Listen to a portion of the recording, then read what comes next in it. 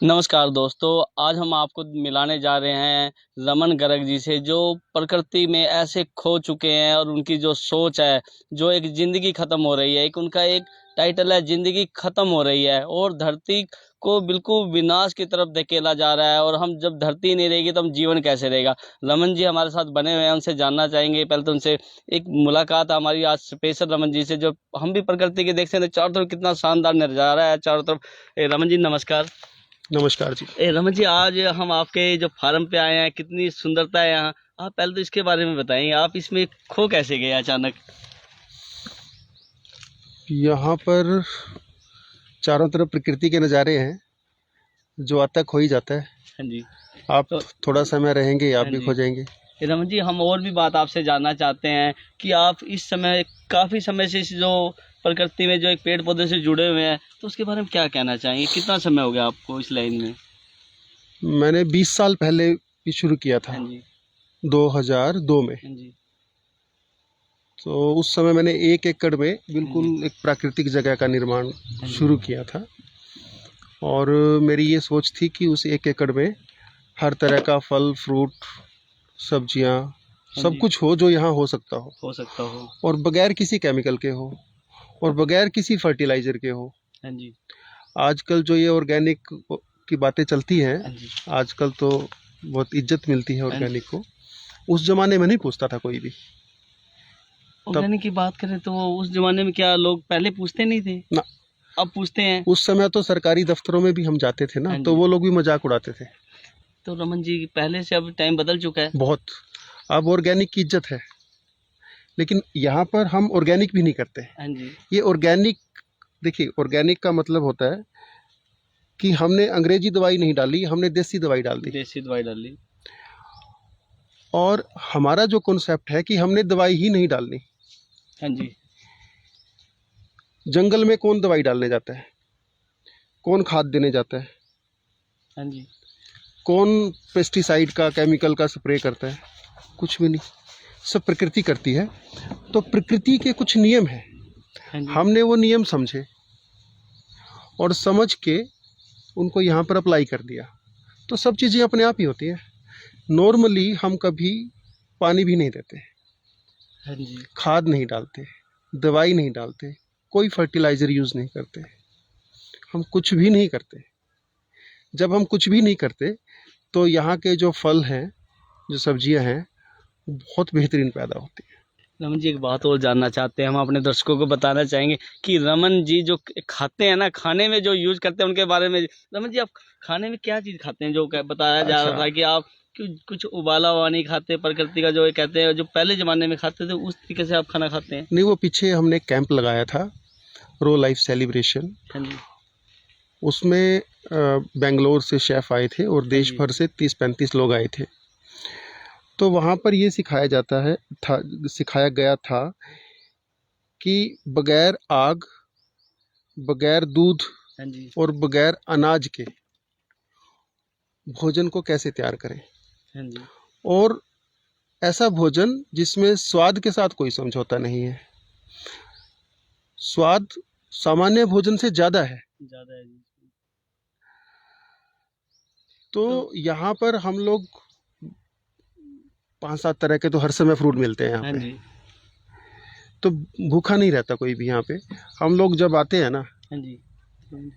तो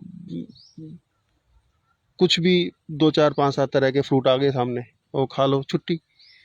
और अद्भुत डिवाइन टेस्ट है यहाँ का। एक तो जो डिवाइन की बात करें, क्या उससे कुछ उसके फायदे भी होते हैं।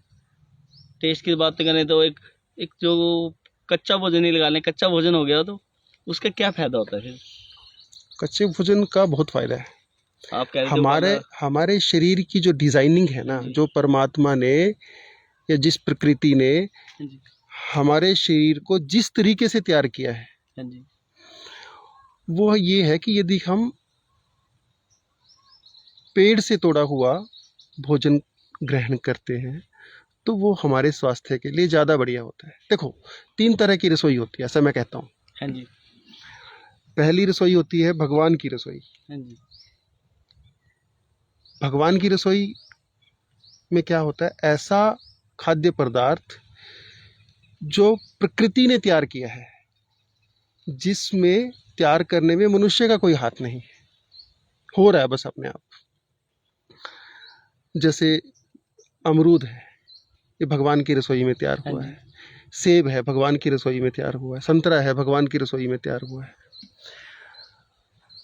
दूसरी रसोई इंसान की रसोई, दाल चावल रोटी, ये सब चीज़ें इंसान की रसोई में तैयार होती है। मतलब भगवान की रसोई से हमने कुछ लिया, उसमें हमने कुछ तोड़ा मरोड़ा, कुछ प्रोसेसिंग की, कुछ दाएं बाएं किया, फिर हमने कुछ तैयार कर दिया। वो जो खाना खाना बनता है वो है इंसान की रसोई। तीसरी रसोई होती है शैतान की रसोई। वो मुर्गे काटो, बकरे काटो और पता नहीं क्या क्या काटो, और फिर अपने पेट को कब्रिस्तान बना लो। इंसान तो ये खा ही रहा है, तो उसके बारे में तो वो प्राकृतिक नहीं है ना, तो प्रकृति उसके दुष्परिणाम भी तो झेल रहा है। प्रकृति की जो नियम है उसके अनुसार हमें अधिकतम भोजन परमात्मा की रसोई में बना हुआ ग्रहण करना चाहिए। चलो मुझे एक चीज बात जानना चाहते हैं, जो प्रकृति की चीज करें, लोगों को नॉलेज भी है, लोग यूज भी नहीं करना चाहते, सोचते हैं 2 मिनट में खाया पिया चले। मैगी से लेके जो फास्ट फूड चल गया, वो लोगों में डायबिटीज की बीमारियां आ गई हैं, उसके बारे में क्या कहना चाहेंगे? देखो, ये ना बीमारियां नहीं है, जैसे डायबिटीज़ की बात की आपने, या और भी बहुत तरह की, ब्लड प्रेशर है, किसी को नींद नहीं आती, किसी को डिप्रेशन है, किसी को कुछ, ये है लाइफस्टाइल डिसऑर्डर, ये है अमीरों की बीमारियां। अब यहाँ पे ये जो मजदूर लोग काम कर रहे हैं, पूछना किसी को कभी कोई ब्लड प्रेशर हुआ हो, कभी किसी को डायबिटीज़ हुई हो, वो हार्ड वर्क करते हैं ज़्यादा ही। ये क्या करते हैं, हमारे शरीर की जो डिज़ाइनिंग थी वो थी कि हमें हार्ड वर्क करना चाहिए, हमें शरीर का काम करना चाहिए, हमें मेहनत करनी चाहिए। मेहनत कोई करता नहीं, खाया पिया और सो गए, या टेबल पर बैठ के कंप्यूटर पे काम कर लिया। तो शरीर को जो फिजिकल एक्टिविटी की ज़रूरत थी, वो ज़रूरत उसकी पूरी नहीं हो पाती। इतने लोग काम करते हैं यहाँ फार्म पे, आप देखो किसी को कोई भी बीमारी हो। हाँ जी। जो लोग बीमार भी होते हैं, यहाँ प्रकृति के सानिध्य में कुछ दिन रहते हैं तो अपने आप ही ठीक हो जाते हैं, हमें भी नहीं पता कैसे ठीक हो जाते हैं। रमन जी, एक बात और है, मान लो ठीक तो हो जाते हैं, दवाइयाँ भी ले रहे हैं लोग, और हर एक इंसान दवाइयों से जिंदा है आज के टाइम में। कोई किसी की दवाई ले रहा है, कोई कैंसर से लेके इतनी बड़ी बड़ी बीमारियाँ आ गई, अब कोरोना भी जैसी बीमारी आ गई, तो लोग बच नहीं रहे उनसे। तो प्रकृति की बात के, प्रकृति पेड़ पौधे नहीं रहे, लोग जागरूक नहीं हो रहे। आप देखो इस फार्म से बाहर जाके देखो कितने पेड़ बचे हैं। नहीं, आपने तो पड़ोसियों के यहाँ देखना, मतलब दूर दूर तक नजर दौड़ा के पहले देखो। खेतों में इतने पेड़ होते थे, गांव के जो ट्यूबवेल होते थे उस पे किसी ना किसी फल फ्रूट का जो पेड़ होता है, आम से लेकर जामुन का, वो भी नहीं दिखाई देता। कुछ नहीं बचा, देखो आप चारों तरफ नजर दौड़ाओ। हम अपने साथी को एक बार दिखा दीजिए, आप इधर से चारों तरफ कैसे यहाँ पे देखो, करीब करीब करीब करीब 200 तरह के पौधे यहाँ पर हैं। 200 तरह के फल, लकड़ी, औषधीय पौधे, ये बहुत तरह के पौधे यहाँ पर हम लोगों ने लगाए हैं।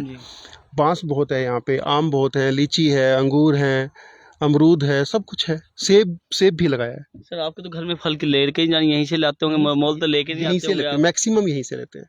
सर एक बात और है, आपसे एक बात और जानना चाहते हैं, आप यहाँ पर कुछ शिक्षा भी देते हैं, बाहर से सुनने में आता है विदेशों से फॉरेनर आते हैं, और पूरे भारत से और आसपास के जो राज्य हैं वहाँ से भी लोग आते रहते हैं यहाँ शिक्षा ग्रहण करने, आपसे क्या शिक्षा देते हैं? नहीं, कोई शिक्षा नहीं है। प्रकृति के बीच में हम कहते हैं कि रहो, प्राकृतिक भोजन खाओ, धरती के साथ छेड़छाड़ मत करो,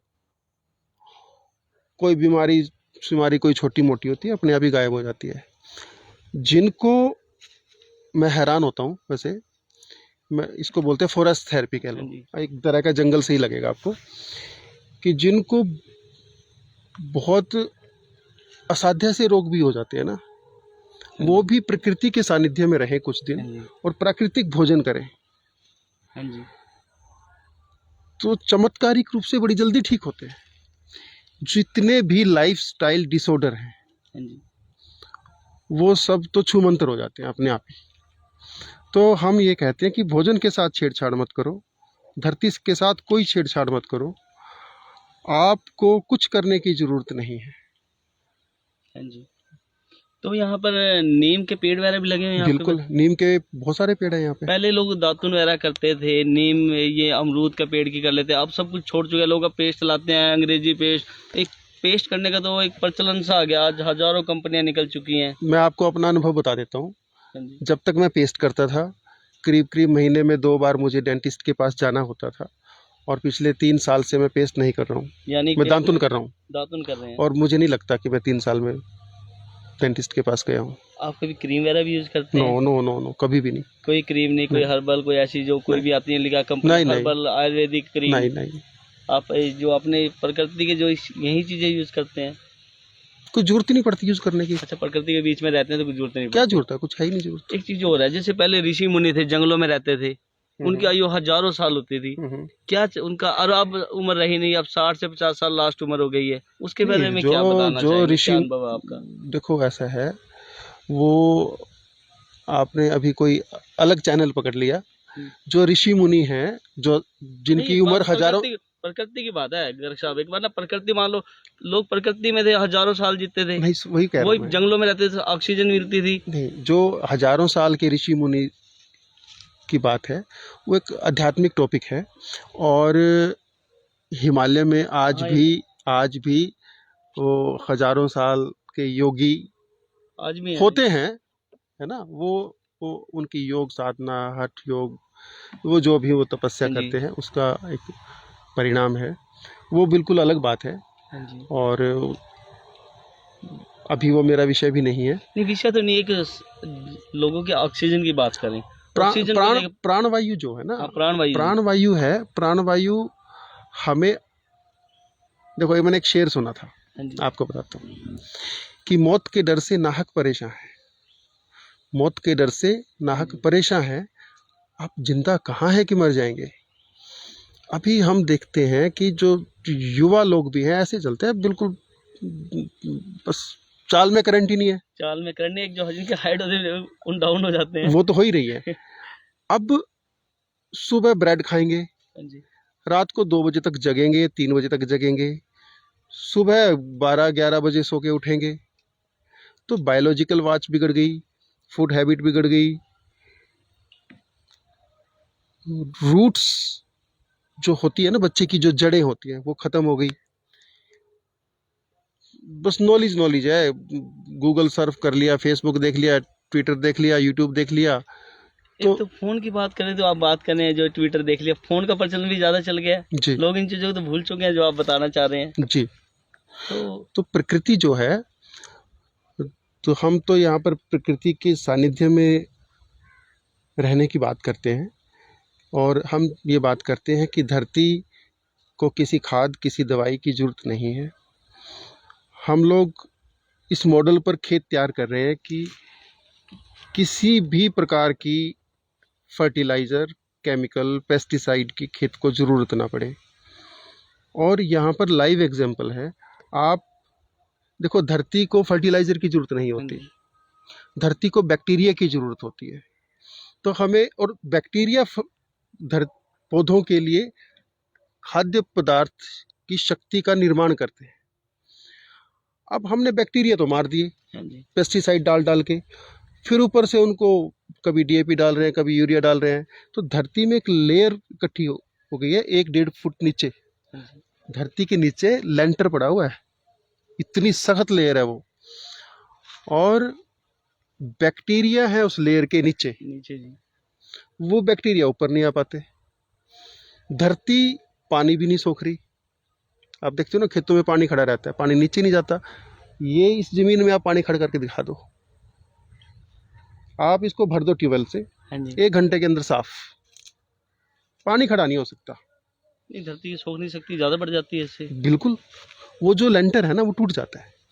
तो हम इस तरीके से खेत को तैयार करने की बात करते हैं कि धरती का वो जो लेंटर है, वो जो हार्ड लेयर है, वो टूटे। हार्ड लेयर को तोड़ना है, फिर धरती पानी पिएगी। धरती के नीचे जो बैक्टीरिया है वो ऊपर आएंगे, और वो बैक्टीरिया फसल के लिए उपजाऊ शक्ति बनाएंगे। तो रमन जी एक बात और जानना चाहते हैं, जो आप खाद खाद करते हैं, जो खाद बनाते हैं, जो नहीं कहते बनाते हैं, हम नहीं कैसे बनाते। नहीं, जैसे आप ये जलाते नहीं, आप ये पत्तों को जलाते नहीं आप? ना ना, ये पत्ते पड़े हैं ना, देखो ये अपने आप गलेंगे, हाँ जी। अपने आप खाद बनेंगे, कुछ नहीं करना। इसमें ये पत्ते जल के क्या उससे भी, राख से भी खाद बन सकती है? हमें क्यों चलाना है?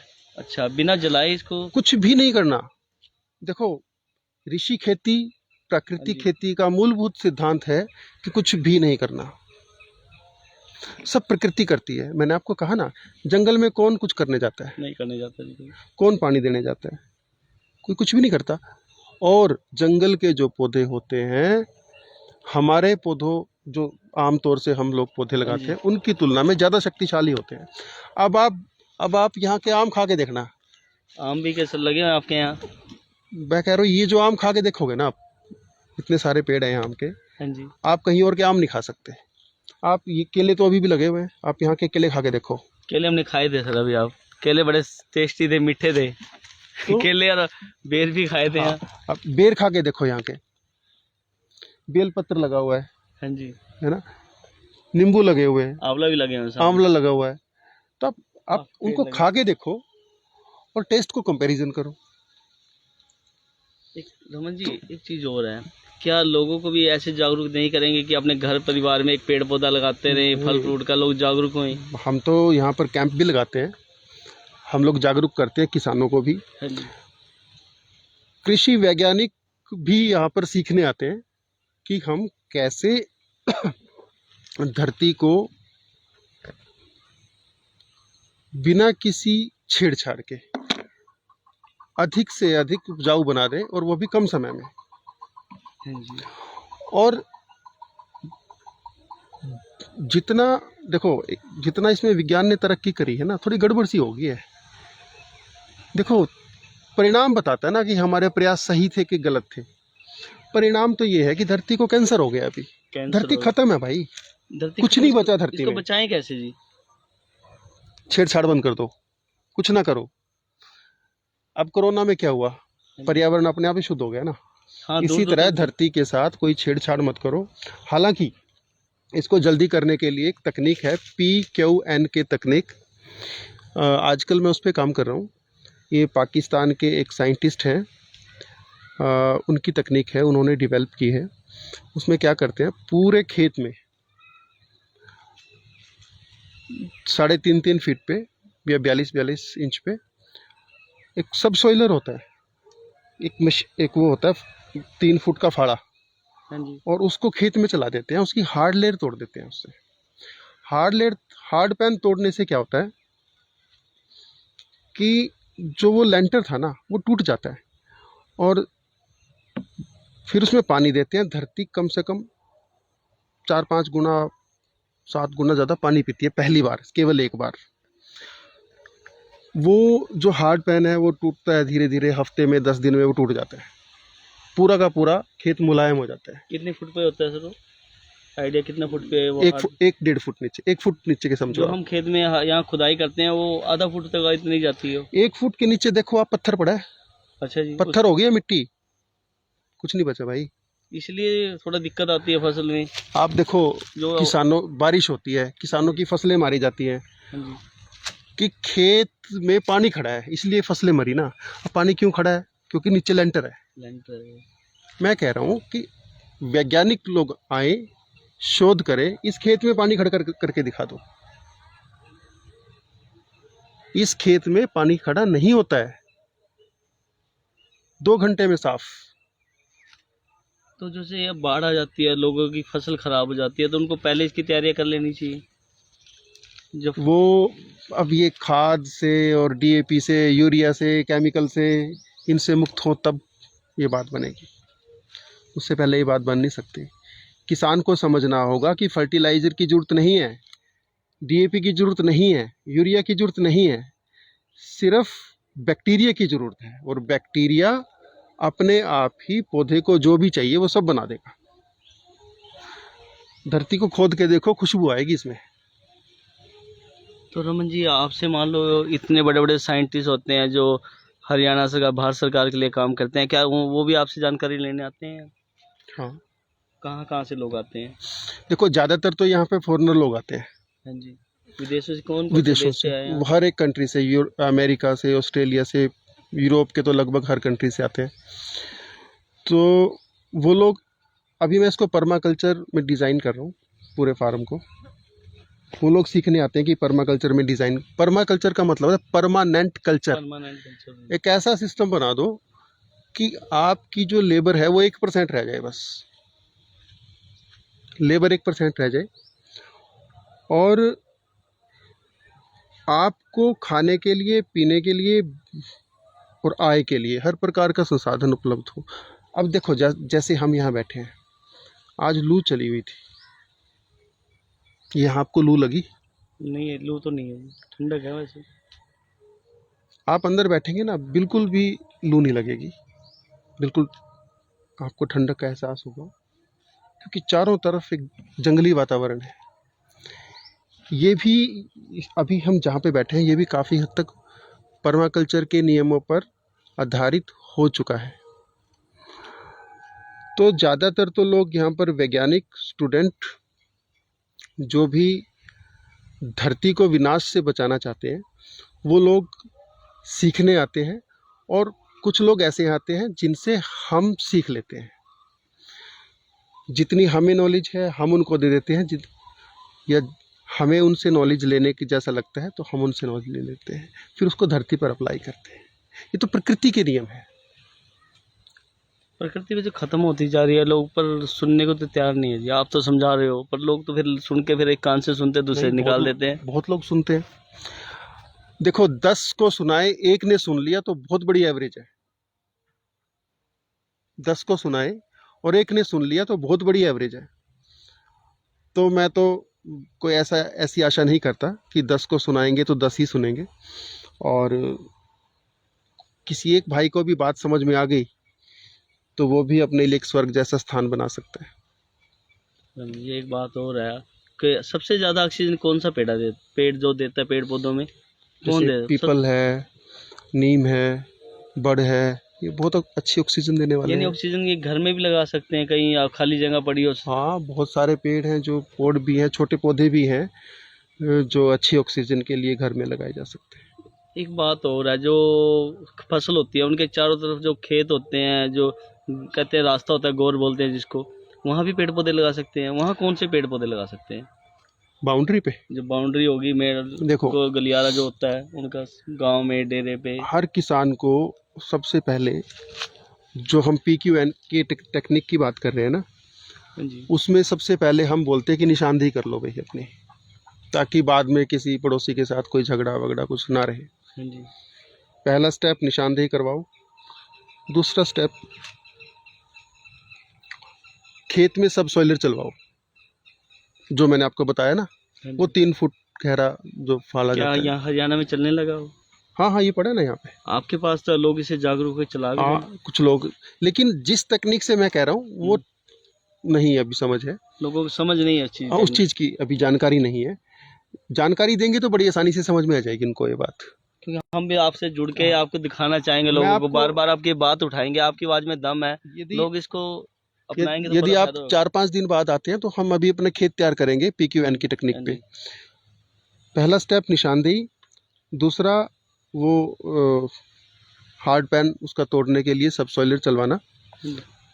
42-42 इंच के डब्बे बना लो बस ट्रैक्टर पे। और तीसरा,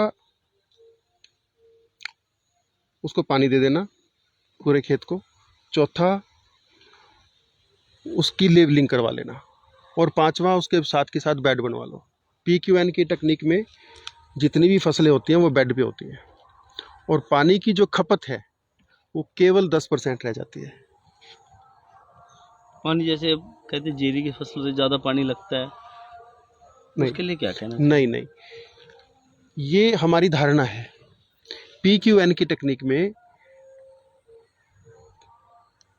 जीरी को पानी के अंदर डुबो के नहीं रखना होता, केवल जीरी को नमी देनी होती है, और पानी देना होता है नालियों में।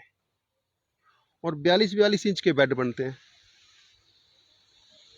मैं आपको प्रैक्टिकल दिखाऊंगा यहाँ पे। यानी कुछ समय बाद हम आपकी- आपका जो लाइव कवरेज करेंगे उसके बारे में हम लोगों को जानकारी भी देंगे। अब की बात जो हम धान लगाएंगे वो हम बेड पे लगाएंगे और आप देखेंगे कि उसमें पानी नहीं देंगे। एक रमन जी और बात जानना चाहेंगे कि आप जो शिक्षा देते हो उसके पैसे लेते हो लोगों से या फ्री देते हैं आप? नहीं, हम पैसे वैसे नहीं लेते। हम तो कोई भाई 10 भाइयों को बता दें और एक भाई को समझ में आ जाए बात, बस वही पैसे हैं। क्या ये सेवा भाव से करते हैं आप? आपको वैज्ञानिक कहें या इस किसान कहें सेवा आप? सेवा भी नहीं भाई, ये तो एक चीज मुझे समझ में आ गई। मुझे पता था धरती को कैंसर हो रहा है हाँ जी। और धरती अपने आप ही ठीक हो सकती है यदि हम कोई छेड़छाड़ ना करें। तो क्या आप किसी को नहीं बताओगे? क्या आपको समझ में आ जाए तो? बस मुझे समझ में आ गई, मुझे प्रैक्टिकल परिणाम दिखाई दे रहे हैं। इतने सारे, आप थोड़ा सा धरती खोद के देखो, इतने सारे केचुए आपको दिखाई देंगे। मैं कहीं से खरीद के नहीं लाया। तो इतने इतने सारे बिल्कुल छोटे छोटे से जीव आपको नहीं, धरती के अंदर। केंचुए तो जो किसान के मित्र भी होते हैं। केंचुए तो बहुत बढ़िया खाद बनाते हैं, मिट्टी को खाद में बदल देते हैं। खोद खोद के उसको हाँ हाँ, केंचुए तो धरती के आर पार पोर बना देते हैं, तभी तो पानी नहीं ठहरता यहाँ पे। तो रमन जी आप लोगों को जानकारी देते हैं, विदेशों से आते हैं, मान लो इतने दिन रहते हैं, आपका कई कई महीने का कैंप भी होता है, तो उनको शिक्षा फ्री देते हैं आप? हाँ फ्री भी, जो विदेश से फॉरनर आते हैं। हाँ हाँ। तो आप ये बता दिया वैज्ञानिक है, किसान है या सेवादार है, आप है क्या? नहीं नहीं, मैं देखो, एक पर्सनली क्वेश्चन है आपसे। मेरा शौक है फार्मिंग। शौक के तौर पे करते हैं हाँ, आप? मेरा, मुझे अच्छा लगता है प्रकृति के बीच में रहना, और प्रकृति के कुछ नियम मुझे समझ में आ गए हैं, और उस समझ को मैं आसपास के जो किसान हैं या जो भी लोग समझना चाहे उन तक पहुंचा देता हूँ।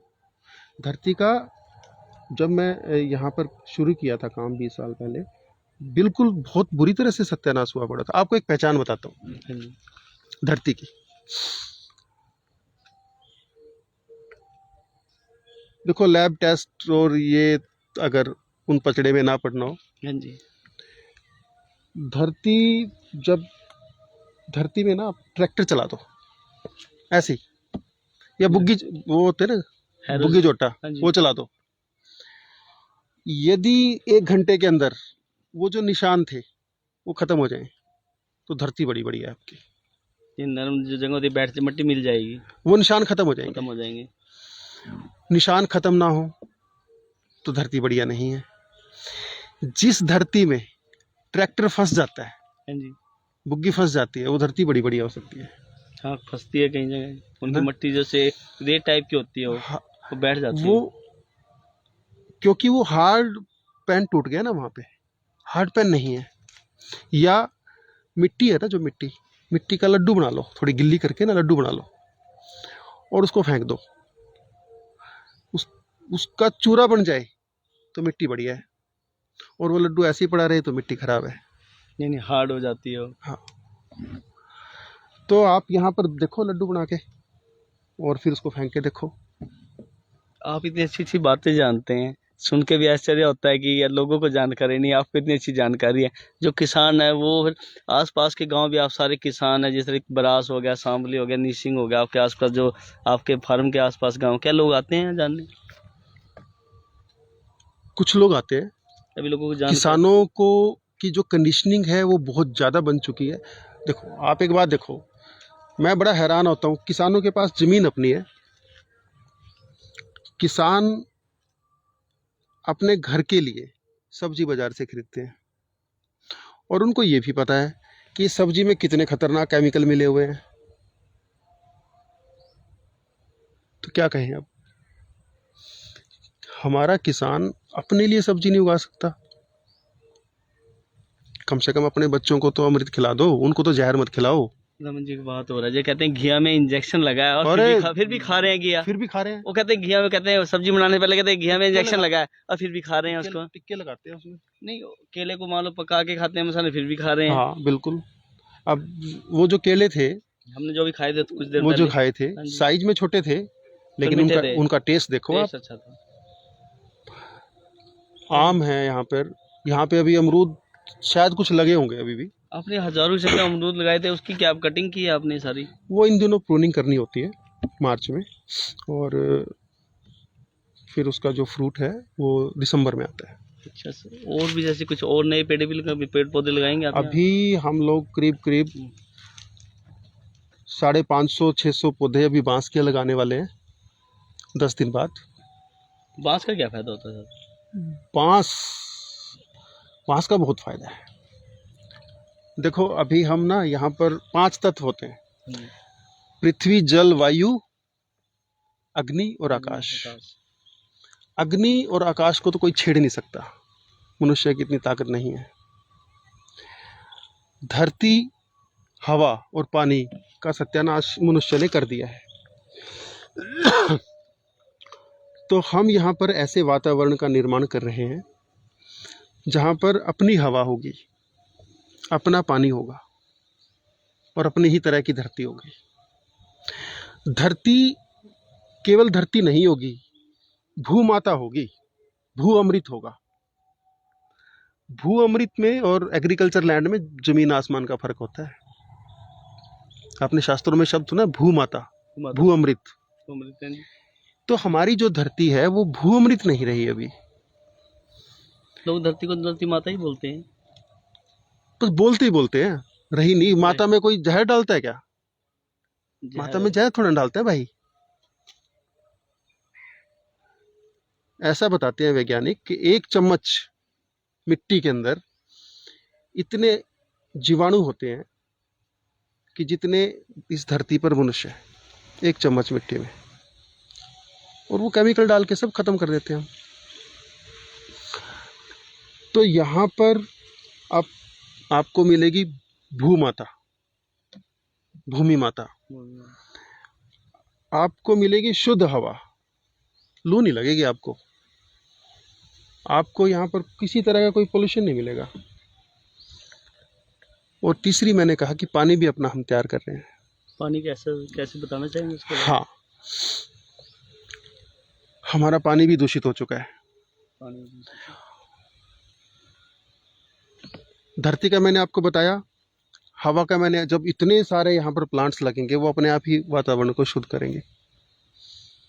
अभी तो हम और भी लगाने वाले हैं। तो वातावरण आप देखना कि 2-3 साल के अंदर और ज़्यादा यहाँ पर घना हो जाएगा। पानी के लिए हम लोग लगा रहे हैं बांस। बांस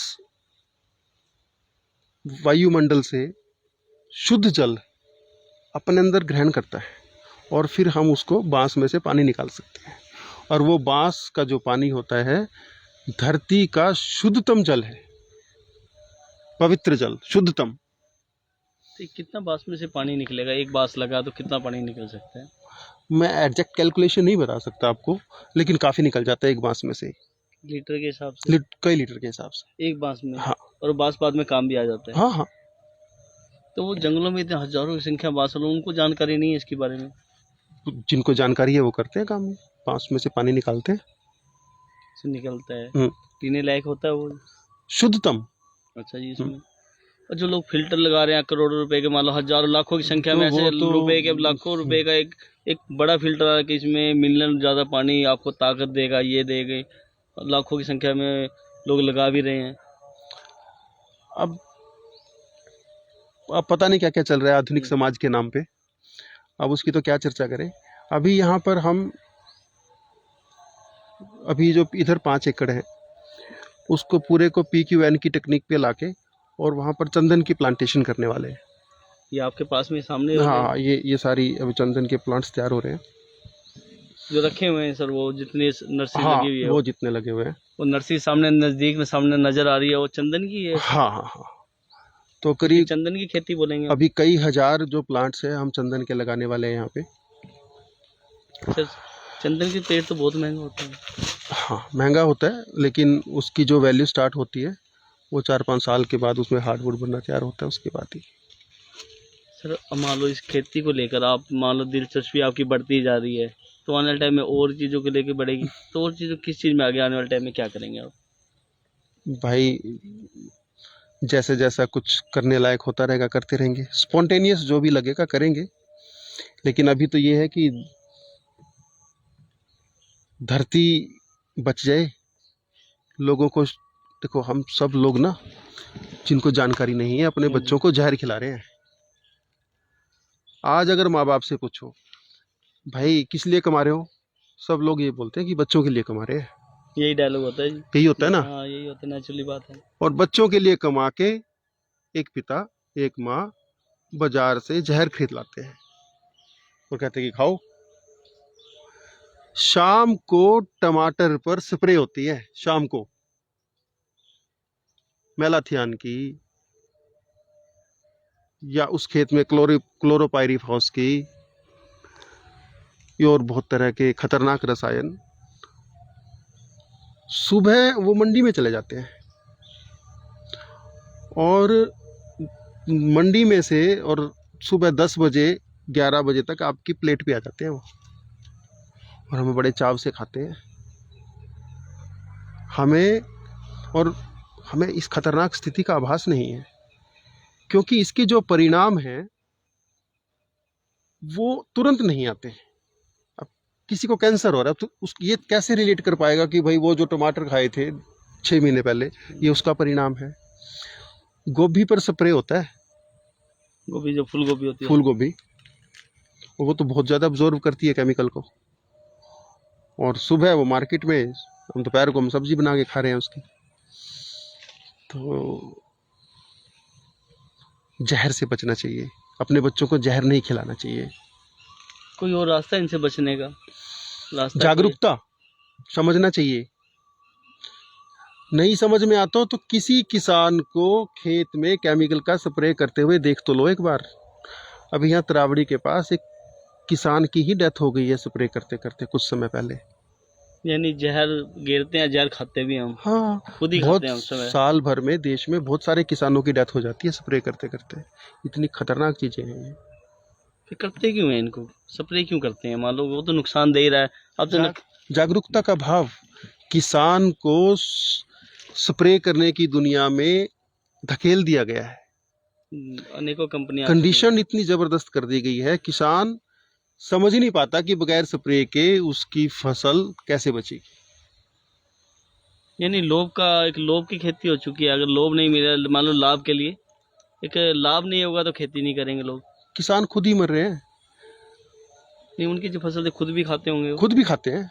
मैंने आपको बताया तो सही कि किसान खुद सब्जी नहीं उगा रहा है, जहरीली सब्जी दूसरे दुकानदारों से खरीद के और अपने बच्चों को खिला रहा है। ये हालात है। मेरे पड़ोस में शायद ही कोई किसान हो, इतने जी। परिवार रहते हैं यहाँ पे, शायद ही कोई किसान हो जो अपनी सब्जी खुद उगाते हो। 2-4 घर होंगे कोई यानी किसान, लेकिन वो भी केमिकल डालते हैं। वो सब जो किसान है बाहर से सब्जी लाता है, कोई करनाल से लाता है, कोई निसिंग से। पूरे देश की बात करें, सब अपनी सब्जी नहीं खाते, बाहर से लाते हैं। सब बाहर से लाते हैं। नहीं, पूरे देश में कुछ जागरूक किसान हैं जो अपनी सब्जियां खुद उगाते हैं, बहुत लोग हैं ऐसे, और वो बधाई के पात्र हैं। लेकिन स्थिति खतरनाक है। ये किसान हर सब्जी तो उगा नहीं सकता। मान लो गोभी का किसान जो गोभी उगाता है, बाकी सब्जी तो मोल ही लेते होंगे। नहीं, देखिए, किसान को अपने लिए थोड़ी 20-30 तरह की सब्जियां उगा लेनी चाहिए। हमने यहाँ उगाई हुई है, देख लो। मैंने अपने परिवार के लिए तो, हाँ, जीवन बचाने के लिए तो जरूरी मैंने अपने परिवार के लिए और बांटने के लिए। सर क्या कहना चाहेंगे आप, जो लोग इसको भूलते जा रहे हैं, बाहर की हो चुके हैं, बाजार से ही लेंगे सब कुछ, बाजार का अच्छा होता है। भाई क्या कहें, हम तो ये कहते हैं कि भाई थोड़ा देखो, समझो, पुनर्विचार करो, खेतों में जाओ। एक आमिर खान का एक बार शो आया था। सर और मान लो इसके बारे में, जो फसलों के बारे में आपकी जानकारी है, आप तो किसान बन चुके हैं, वैसे सर आप बेसिक काम क्या है आपका, मान लो क्या करते हैं आप इसके साथ? बस मैं यहीं पे रहता हूँ। यहीं रहते हैं, लोगों को जानकारी, यही एक आपने काम बना लिया, लोगों को जागरूक करना। यहीं पे रहते हैं, सुबह आ जाता हूँ मैं। क्या तो आप फोन हजारों की संख्या में आते होंगे, लाइन लगी रहती होगी आपके पास? नहीं, ऐसा तो नहीं हजारों की संख्या में, लेकिन कुछ जो जेन्युइन जिनको जानकारी चाहिए तो उनसे बात हो जाती है। मैंने टाइम रखा हुआ है बात करने का, तो उनसे बात कर लेता हूँ। सर उधर देख रहे हैं कि झोपड़ी भी बनाई हुई है आपने, हम अपने साथी को कहेंगे झोपड़ी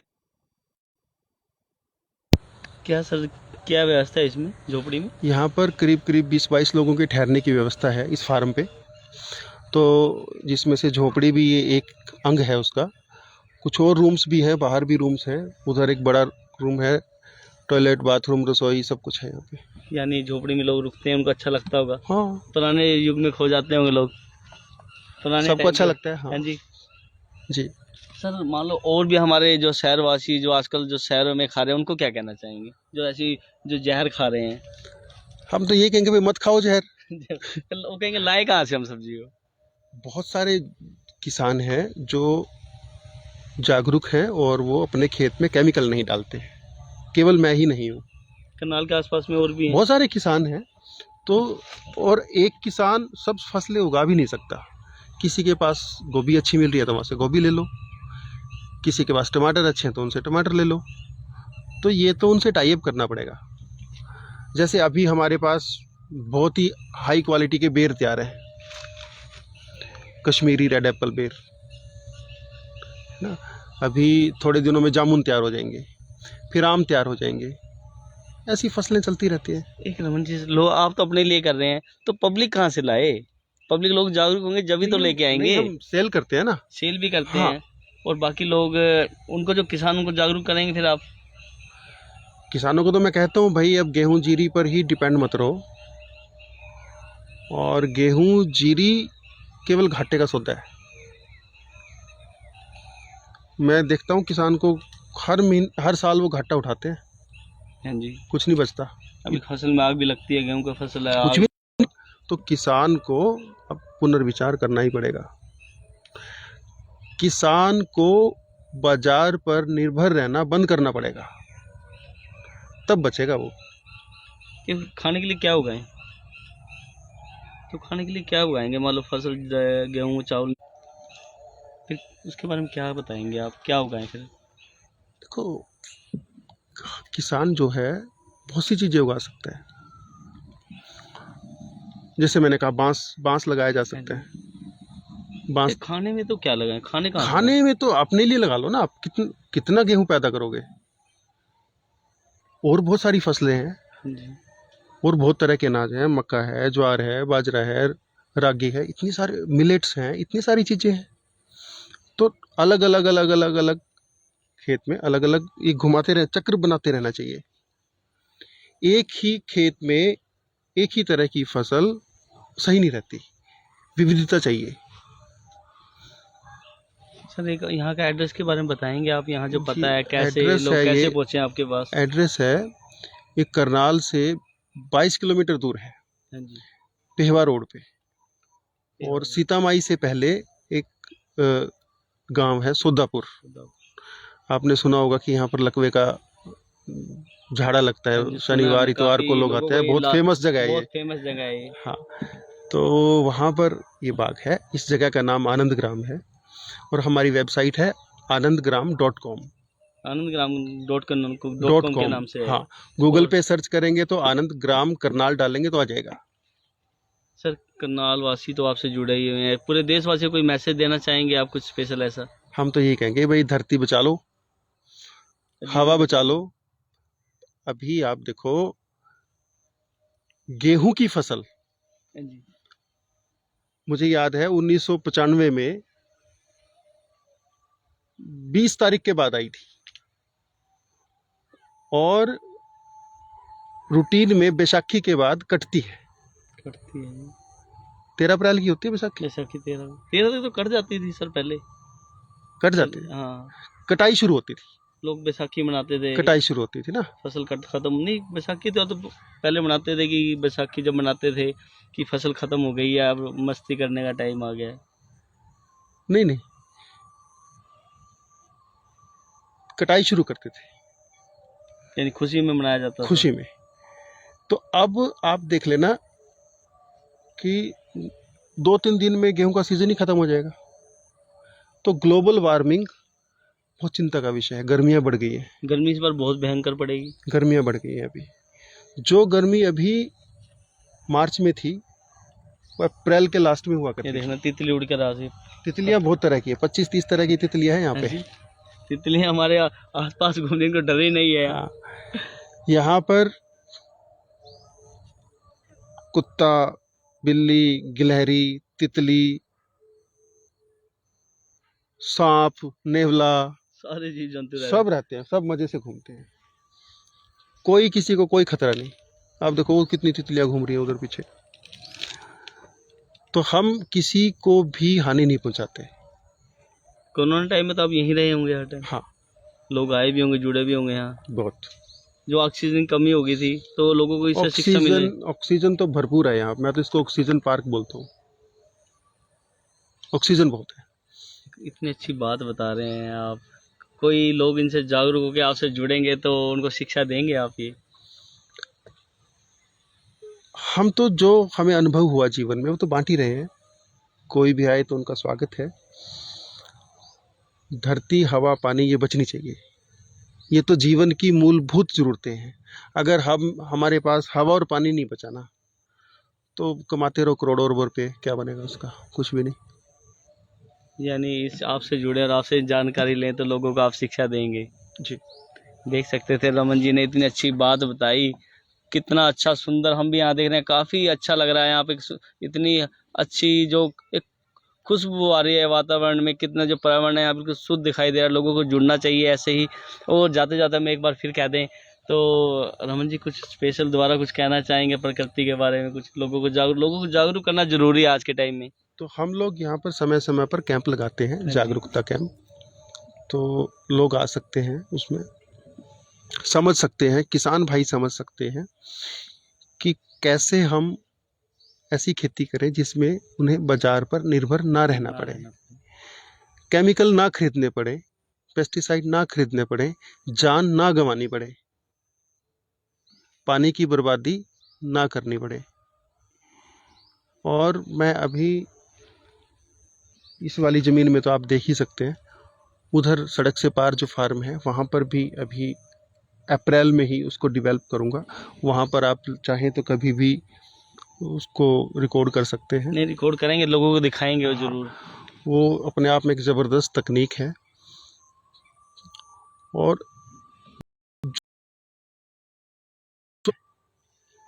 जो ये जो 80 साल 70 साल पुराने किसान हैं उनको पता है कि पहले बुजुर्ग कैसे खेती करते थे।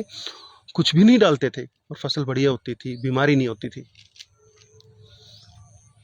उनको पता है।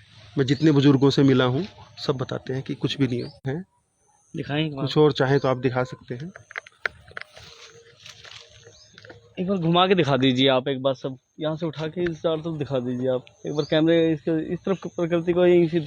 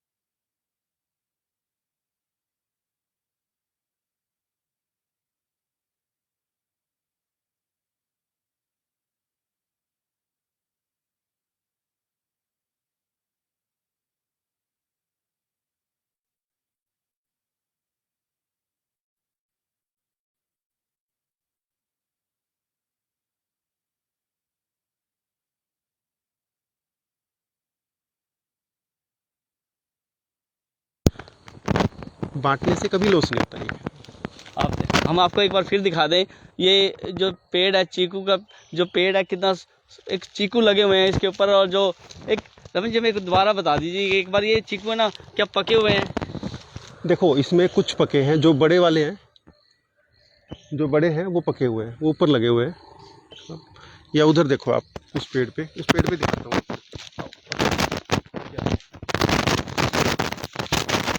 आप देख सकते हैं एक जो पेड़ है, जो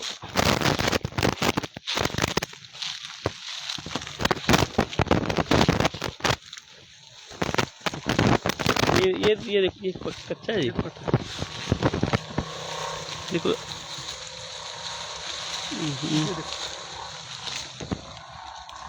ये देख सकते हैं ये जो तैयार है, 2 दिन 3 दिन इनको अखबार में लपेटेंगे। ये तैयार है जी। हाँ जी। रमन जी, आप अभी बात जा रहे, थोड़ी देर पहले हमने ये बात करी थी आपसे कि लोग आते हैं तोड़ने के, आदमी को तोड़ने देते हैं आप? हाँ हाँ, आप तोड़ो ना। नहीं, मैं तो तोड़ो। जो आसपास के आपसे लोग फल देख के आप पहुँचते हैं, हमने आज तक यानी किसी प्रकृति का नियम नहीं है ऐसा, यानी मना नहीं किया, मना बांट के खाने में मजा ज्यादा आता है।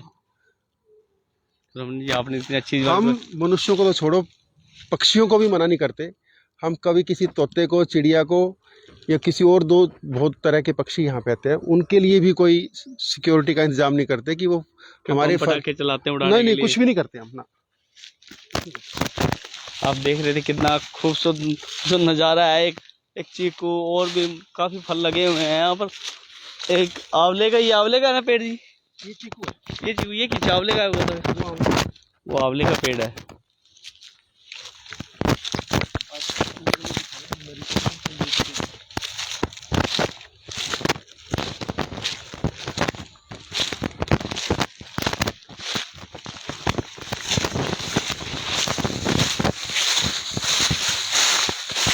ये मेडिटेशन के लिए जगह है। तो जब यहाँ पर मेडिटेशन कैंप लगते हैं, मतलब हाँ जी, तो वो इसी जगह पे लगते हैं। ये मेडिटेशन की जो यहाँ पर कैंप लगता है आपका? हाँ जी, तो वो इसी जगह पर लगते हैं। यहाँ पर हम लोग ऐसी व्यवस्था करते हैं कि टेंट वगैरह बढ़िया लग जाते हैं। यानी अच्छी जो हाँ लोग यहाँ पर जानकारी लेने के लिए आते हैं, उनको यहीं बिठा के आप कैंप में शिक्षा देते हैं? हाँ, जो भी कैंप्स वगैरह हम लगाते हैं वो यहीं पे लगते हैं। आप देखें कितना बढ़िया, हमें भी पसंद आया आपका जो ये जो फल थे, वो तो ज़्यादा ही पसंद आए। आपके और भी फल लगेंगे सीजन में यहाँ पर। और सबसे बड़े जो है आपके, सबसे ज़्यादा पेड़ कौन सी संख्या में ज़्यादा? बांस है, अमरूद है? बांस है यहाँ पे, अमरूद है, जामुन है, चंदन बहुत है यहाँ पे। चंदन है। चंदन का पेड़ कहाँ लगा हुआ है? दिखाऊंगा आपको, छोटे हैं अभी पर। छोटे हैं, चलो हम दोबारा जब बड़े होंगे फिर हाँ। चंदन तो हम देखना ही जाएंगे। लोग कहते हैं चंदन तो चंदन ही होता है। कश्मीरी बेर है यहाँ पे, कश्मीरी बेर की तो फसल अभी भरपूर तैयार है। अच्छा जी, चलो आपने इतनी अच्छी अच्छी चीज़ें दिखाई। हम अपने दर्शकों को एक बार चारों का देख, कितना खूबसूरत है ये।